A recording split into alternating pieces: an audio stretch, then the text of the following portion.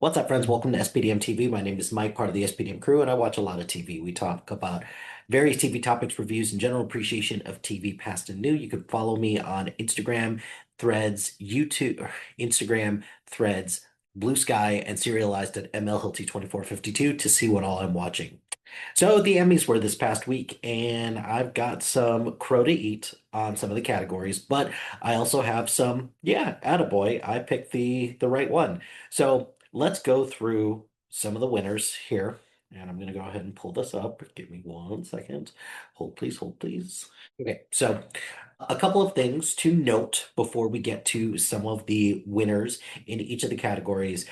I thought Nate Bargatze did fine as the host. I thought the joke about the Boys and Girls Club losing their donations because people ran long on their speeches, I thought at times was really funny. I thought at times it was kind of a dick move because these people have worked a long time in order to get their opportunity to, to thank all the people in their lives. So I think this does kind of remove some of the specter there that we didn't get to see some of the best moments for that. So I'm not really thrilled about that, but hey, it is what it is. So I can't really fault it that much for that.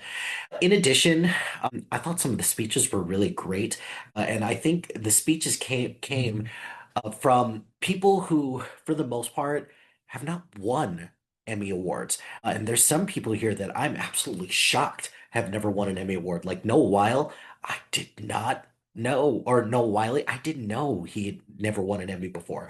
I knew he was nominated a lot, but I didn't realize that whatever. It is what it is with that. So I thought most of the speeches were pretty great. And I guess one of the big things is that the amount of chalk that wasn't here, I think was probably one of my favorite part because these did not this did not feel like a typical Emmys awards or Emmy awards because there were a lot of categories where you think that the Emmys would just vote for the same people over and over and over and over and over and over and over and over again, but they didn't. And I think that's what made this Emmys for me a little bit more on the surprising side, but also on the good side. So let's get into some of the categories as well, because there are some of these were predictable, but some of these also I was pleasantly surprised about. So if we start in the anthology limited or anthology series or movie category, so supporting actor for Owen Cooper, that was a foregone conclusion, and he absolutely won. He absolutely deserved it. Aaron Doherty absolutely deserved it as well. I was happy that she won it. Deidre O'Connell was the one that I predicted because I thought the Penguin had more momentum than that, but also at the same time, the Penguin came out in like December and Adolescence came out like a couple months ago, and it's still fresh in everyone's head. So I'm very glad that Aaron Doherty won. Lead actor in an limited or anthology series. I thought Colin Farrell still had this in the bag, and the fact that Stephen Graham won just showed the power of his performance. And also, he was kind of the Swiss Army knife of the entire show because he wrote, directed, and produced, and he also acted in it. So, Stephen Graham just absolutely deserved it. I don't really understand why we continue to run into people who are like, I can't believe the Penguin didn't win. I can, and those people probably have never watched Adolescence.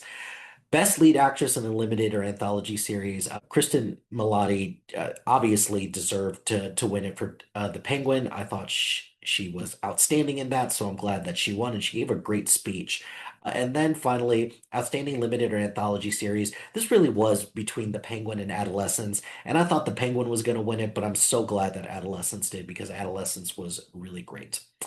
Moving along to okay, so we have guest actors in these. So, guest actor in a comedy series. I thought that Ron Howard was a good pick for that, but Bryan Cranston won it. It doesn't surprise me that Bryan Cranston would win for the studio because he had more to do than a lot of these other people. So I'm happy about that. Julianne Nicholson for Hacks, who she won it for best actress in a guest actress in a comedy series, even though I thought that Zoe Kravitz from the studio won it, but glad that Julianne Nicholson won it for Hacks because her dance mom character is great. It's hilarious, the just everything that she does for that character because it's shining a light on influencer culture.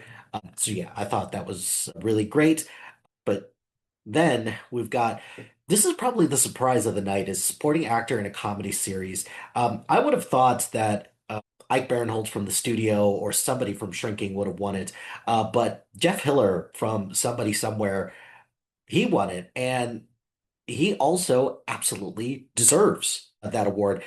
Somebody Somewhere is a very underrated show, and I think for an HBO show, I think it was outshined by a lot of other shows, and that's too bad. But Jeff Hiller's performance is amazing in that. So if this gets more people to watch Somebody Somewhere, then I'm happy for that, and I'm so happy for him as well. Supporting actress in a comedy series, Hannah Einbender winning for Hacks. I'm so glad that she did. I thought that it was hilarious, her speech, that it's more rock star to continue to lose. I thought that was great.